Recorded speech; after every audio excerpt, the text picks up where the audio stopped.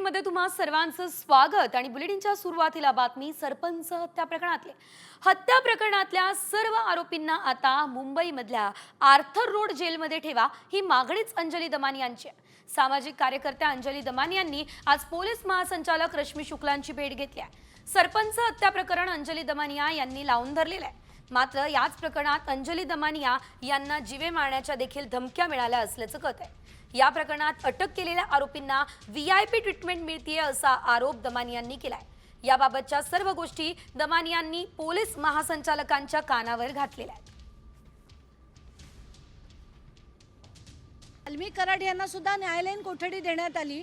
खरं तर ही इतक्या पटकन पोलीस कोठडी त्यांची संपली कशी असा प्रश्न पडतो की विष्णू चाटे मागतात लातूर जेल आणि त्यांना चॉईस ऑफ जेल दिलं जातं।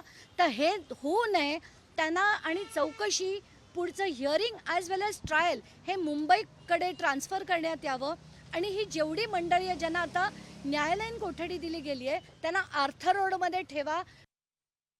यासोबतच राज्यभरातल्या इतर काही मोठ्या आणि महत्त्वाच्या घडामोडी पुढे वेगवान स्वरूपात टॉप 50 मध्ये। राज्य मार्ग परिवहन महामंडळाच्या यवतमाळ विभागाला मागील 8 महिन्यांमध्ये महिला प्रवाशांच्या माध्यमातून 40 कोटींचं उत्पन्न मिळालं। 1 कोटी महिलांनी एसटी बसने प्रवास केला, त्यामुळे महामंडळाच्या तिजोरीत 40 कोटींचं उत्पन्न आता वाढलंय।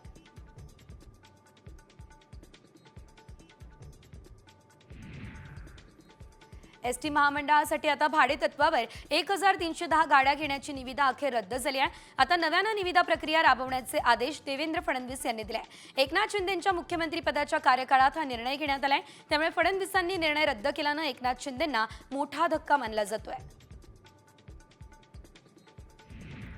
पुणे जिल्ह्यात लाडकी बहीण योजनेत अपात्र ठरूनही अनेक जणी लाभ सोडताना दिसतच नाहीये। अपात्र महिलांनी लाभ सोडा असं आवाहन सरकारकडून करण्यात आलंय।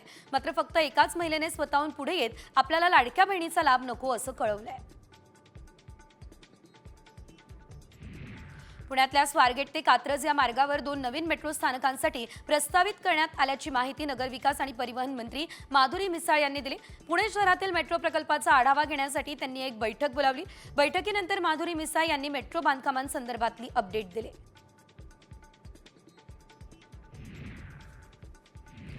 मेट्रो 3 आरे कुलाबा या भुयारी मेट्रो मार्गावरील स्थानकात खाद्यपदार्थांसोबतच व्यावसायिक दुकानं दिसणार आहे। MMRCL कडून 1.3 लाख चौरस फूट व्यावसायिक जागा भाडेतत्वावर दिलाय। मेट्रो 3 स्थानकाच्या प्रवासी संख्या लक्षात घेता या निविदेला अनेक नामांकित उद्योग समूहांचा भरघोस प्रतिसाद मिळालाय। सिडकोने मेट्रोचे तिकीट दर कमी केले, त्यामुळे नवी मुंबई मेट्रोच्या प्रवासी संख्येत वाढ झाली। मेट्रोच्या तिकिटाचे किमान दर 10 आणि कमाल 30 रुपये करून नवी मुंबईमधून प्रवास करणाऱ्या मेट्रो प्रवाशांना मोठा दिलासा मिळाला। प्रवासी संख्येत वाढ झाली आहे। दैनंदिन प्रवासी संख्या 20,000च्या दारात गेली आहे। नवी मुंबई पालिकेच्या परिवहन उपक्रमाने अटल सेतू या 2 बस सेवा प्रवाशांसाठी सुरू केल्या। या बसचे भाडेदर घटवले, त्यानंतर प्रवाशांचा उत्स्फूर्त प्रतिसाद दिसतोय। याशिवाय काही जण प्रवासी कामानिमित्त तर काही जण अटल सेतू पाहण्यासाठी या बसने प्रवास करताय। सुट्टीच्या दिवशी तर या बसला प्रवासी वर्गाची अधिक पसंती दिसते। राज्यात बुलेट ट्रेन प्रकल्पाच्या उभारणीमध्ये मोठी प्रगती झाली। NHSRCL विभागात आता पालघरमधील डहाणूमध्ये पहिला 40 मीटर लांबीचा फुल PSC बॉक्स गर्डर उभारला। 970 मेट्रिक टन वजनाचा हा गर्डर भारतातील बांधकाम क्षेत्रातील सर्वात वजनदार गर्डर आहे।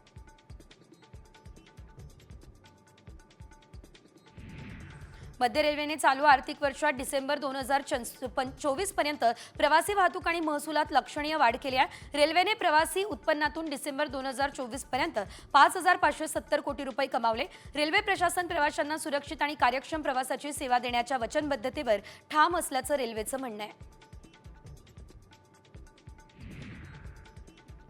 वर्ध्यात वाहनाच्या धडकेत बछडा ठार झालेला आहे, तर आता समुद्रपूर तालुक्यातल्या धोंडगाव या ठिकाणी मुनेश्वर नगर जवळची ही घटना आहे। वन विभागाकडून घटनेची चौकशी सध्या सुरू असल्याचं कळत आहे। मुंबईच्या विलेपार्ले पश्चिमेकडील कुपर रुग्णालयाच्या आवारात 4 भटक्या कुत्र्यांचे मृतदेह आढळले। विषबाधा करून भटक्या कुत्र्यांची हत्या केल्याचा प्राणीमित्र संघटनेचा आरोप आहे। कुपर रुग्णालय प्रशासन आणि प्राणीमित्र संघटनेने जुहू पोलीस ठाण्यात या संदर्भातली तक्रार दिली आहे। मुंबईत गेल्या आठवड्यात तापमानाचा पारा 35 अंशांवर होता. किमान तापमानाचा पारा वाढलेलाच होता. सोमवारच्या तुलनेत मंगळवारी तापमान काही अंशांनी कमी झालंय. पुढील 2 ते 3 दिवस मुंबईमधील तापमानात घट होण्याचा अंदाज हवामान विभागानं वर्तवलाय. उत्तरेकडून वाऱ्यांमुळे तापमानामध्ये घट होणार आहे.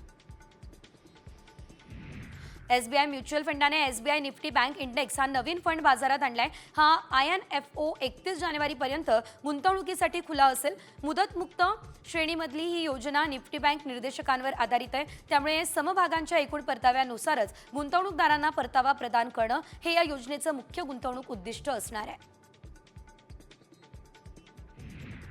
मुंबई हायकोर्टाने ईडी आणि एका तक्रारदारावरती जोरदार टीका केलेली आहे. न्यायालयानं एजन्सीला 1 लाख रुपयांचा दंड ठोठावलाय. न्यायमूर्ती मिलिंद जाधव यांच्या अध्यक्षतेखालील खंडपीठानं सांगितलंय की कायद्याची अंमलबजावणी करणाऱ्या यंत्रणांनी कायद्याच्या कक्षेत राहून काम करावं आणि नागरिकांना विचारात न घेता त्रास देऊ नये.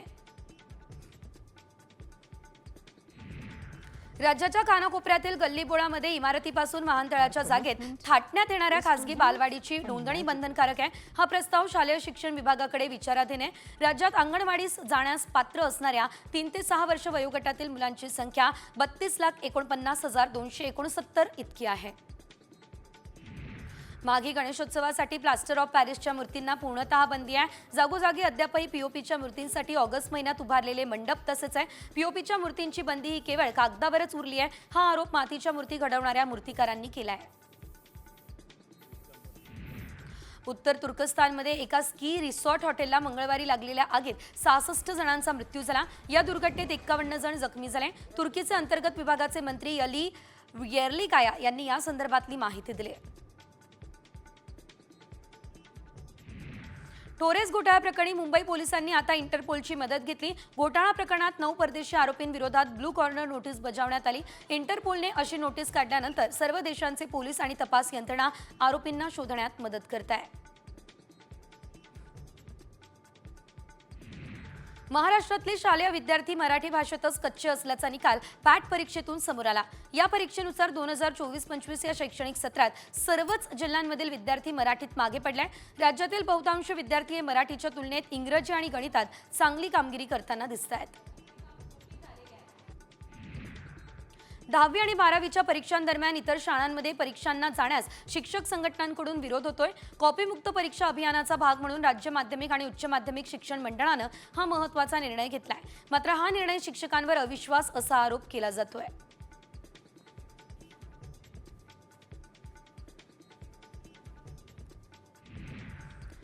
पुढची बातमी अभिनेता सैफ अली खान संदर्भातली आहे. सैफ अली खानला 5 दिवसांनंतर रुग्णालयातून डिस्चार्ज देण्यात आला. यावर शिंदे गटाचे नेते संजय निरुपम यांनी अनेक सवाल उपस्थित केले. अवघ्या 5 दिवसांमध्ये सैफ इतका फिट कसा? कमाल आहे असं संजय निरुपम म्हणताय. एवढं मोठं ऑपरेशन होऊन सैफला फक्त 5 दिवसात डिस्चार्ज कसा असंही संजय निरुपम यांनी यावेळेस म्हटलंय. इस बात का खुलासा होना चाहिए और इसके लिए मुझे लगता है कि परिवार को सामने आके बताना चाहिए, क्योंकि पूरे मुंबई में इस घटना के बाद इस प्रकार से वातावरण बनाया गया कि मुंबई की कानून और व्यवस्था खत्म हो चुकी है. गृह मंत्री और गृह मंत्रालय फेल हो चुके हैं. महाराष्ट्र सरकार बर्बाद हो चुकी है. अब मुंबई में हर आदमी असुरक्षित है. इस प्रकार का वातावरण क्रिएट किया गया, जबकि जिस तरीके से सैफ अली खान 4 दिन बाद आते हैं उससे ऐसा लगता है कि 4 दिन पहले कुछ हुआ ही नहीं था. पुढे एक मोठी बातमी. विरोधी पक्षातल्या सदस्यांना किमान 2 समित्या मिळाव्यात ही मागणी महाविकास आघाडीनं केली आहे. आणि या मागण्यांसंदर्भात पत्र महाविकास आघाडीने विधानसभा अध्यक्ष राहुल नार्वेकर यांना पाठवलंय. विरोधी पक्षाचे 51 सदस्य आहे, त्यामुळे प्रत्येक सदस्याला विधिमंडळाच्या 2 समित्या मिळाव्या हे नियोजन करण्याची मागणी सुद्धा आता करण्यात आलेली आहे.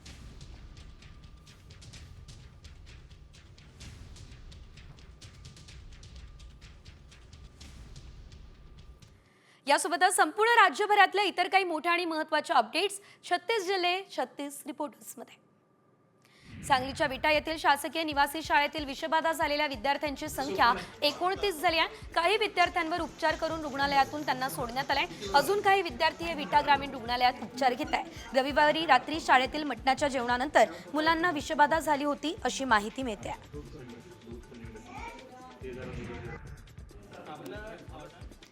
महावितरणकडून आता बसवण्यात येणाऱ्या स्मार्ट मीटरला मीटर रिडिंग करणाऱ्या कर्मचाऱ्यांचा विरोध आहे। स्मार्ट मीटरमुळे मीटर रीडरवरती उपासमारीची वेळ येणार आहे, त्यामुळे मीटर रिडिंग करणारे कामगार महावितरणच्या विरोधात आक्रमक झाले आहेत। 1 फेब्रुवारीपासून राज्यभरात काम बंद आंदोलन करणार असा इशारा सुद्धा आता देण्यात आलेला आहे।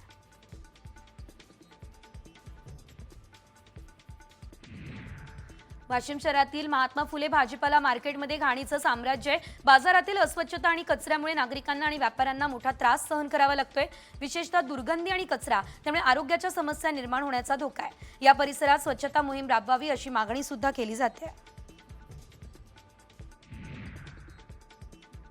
महाराष्ट्राची कुलस्वामिनी आई तुळजाभवानी मातेच्या चरणी 5 तोळ्यांची सोनसाखळी अर्पण करण्यात आली आहे। कर्नाटकमधील बिदर या ठिकाणी भाविक पांडुरंग हुलाजीराव पाटील यांनी अंदाजे 3.5 लाख रुपये किमतीची सोनसाखळी अर्पण केली आहे।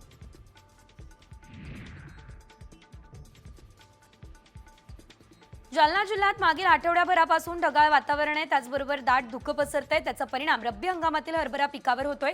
अळी आणि मर रोगांचा प्रादुर्भाव झाल्यानं उत्पादनात घट होण्याची शक्यता आहे। शेतकरी हैराण झाले आहेत आणि फवारण्या देखील सध्या केल्या जात आहेत।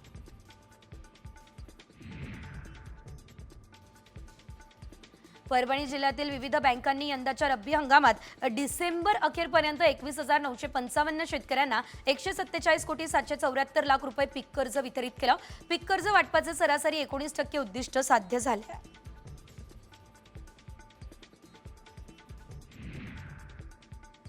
लाल चंदनाची तस्करी करणाऱ्या पुष्पाचा गेम मुंबईमध्ये मात्र फसला। लाल चंदनाच्या तस्करीसाठी पुष्पाने रेल्वेचा मार्ग निवडला, मात्र मुंबई रेल्वे स्टेशनवर पश्चिम रेल्वेच्या दक्षता विभागाने धडक कारवाई केली। पुष्पाच्या टोळीने पार्सल व्हॅनमध्ये लाल चंदन लपवलं, मात्र पोलिसांनी ते शोधून काढत 93 किलो लाल चंदन जप्त केलं।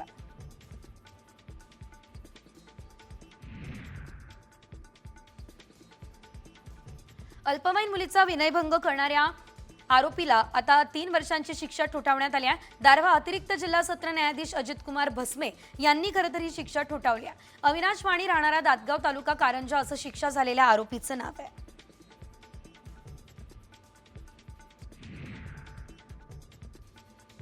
उल्हासनगरच्या आशेळे या गावात गुन्हे शाखेने केलेल्या धडक कारवाईमध्ये एका बांगलादेशी महिलेला बेड्या ठोकण्यात आल्या। ही महिला 4 महिन्यांपूर्वी भारत बांगलादेश सीमा ओलांडून उल्हासनगर या ठिकाणी आलेली होती आणि या महिलेला मागील 4 महिन्यांपासून आश्रय देणाऱ्या रफिक विश्वास याला देखील या प्रकरणात आरोपी करण्यात आलेले आहे। नाशिक आणि ठाणे जिल्ह्यातून अंमली पदार्थांची विक्री करण्यासाठी आलेल्या इस्माला द्वारका परिसरात रात्री मुंबई पोलिसांनी ताब्यात घेतलं। सलमान फाल्के असं या इस्माचं नाव आहे। त्याच्याकडून 49 ग्राम चरस जप्त करण्यात आली आहे। काही दिवसांपूर्वी सलमानला अंमली पदार्थ विक्रीच्या गुन्ह्यामध्ये अटक झाली होती आणि तो जामिनावर त्यानंतर बाहेर होता।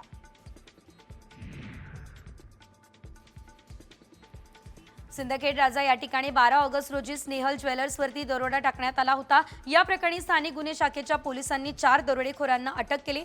त्यांच्याकडून 22 लाख रुपयांचा मुद्देमाल हस्तगत केला। या दरोडेखोरांकडून अजूनही आता अनेक ठिकाणी दरोडे टाकण्यात आले अशी माहिती आहे।